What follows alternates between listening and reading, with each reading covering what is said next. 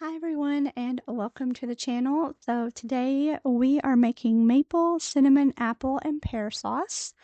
I got this nifty little cookbook from Ollie's and it was a really good deal. Slow cooker food reimagined.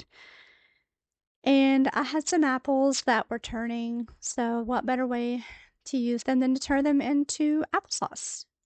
So you're going to need 2.5 pounds of golden delicious apples, about 5 apples, peeled and cut, 2.5 pounds of Gala apples, 2.5 pounds of Bartlett pears, about 5 medium, quarter cup of water, 3 tablespoons of pure maple syrup, 1 tablespoon of ground cinnamon, half a teaspoon of ground nutmeg, and 2 tablespoons of fresh lemon juice from 1 lemon. So, this took quite a while peeling all of these. And I did want to say that some recipes for applesauce say that you don't have to peel them. If you make it the way I do, you don't have to peel them, just dice them, and you can actually blend the skins and all in the blender. Had I known that, I would have just went ahead and just not peeled them. It took a lot of time. But anyway, we have got them all cut up. Oh, I didn't cut the pear yet, but I'm really out of breath today. Anyway, this is going to cook overnight in your slow cooker. I started mine at like midnight and then woke up at 8 o'clock like this morning and it smelled so good all throughout the house. I was gonna possibly try to make some fried ham pies with this, but I think it's just too runny.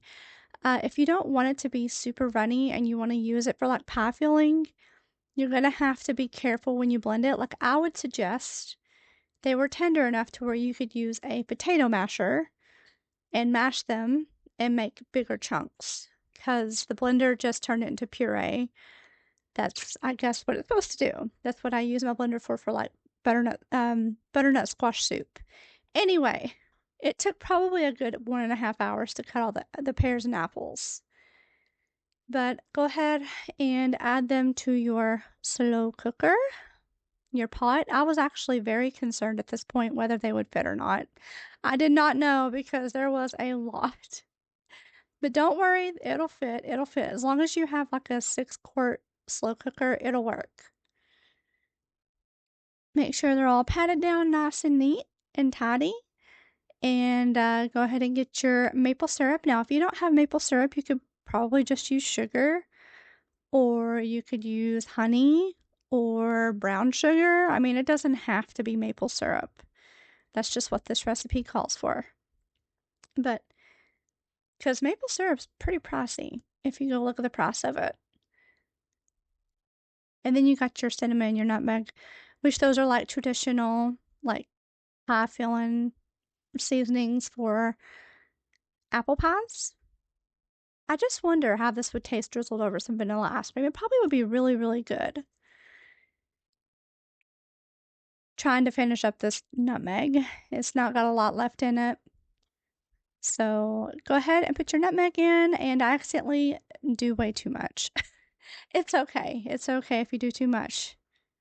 It just makes it unique to you. Go ahead and give it a good stir. I was able to stir it very well because it was so full. So, oh well.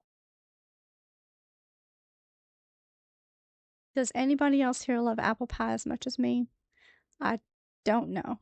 But this is the next morning, and here are my apples and pears, and you can see it cooked way down.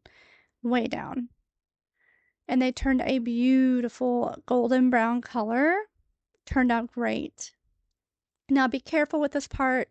Make sure the bottom to your blender is secure and spoon in the hot pear and apple filling and get prepared to blend it up in the blender. I would recommend taking off the centerpiece off your blender, like the cap part. You'll see what I mean. There's like a hole at the top. Take that off to let it vent. You do not want there to be an explosion.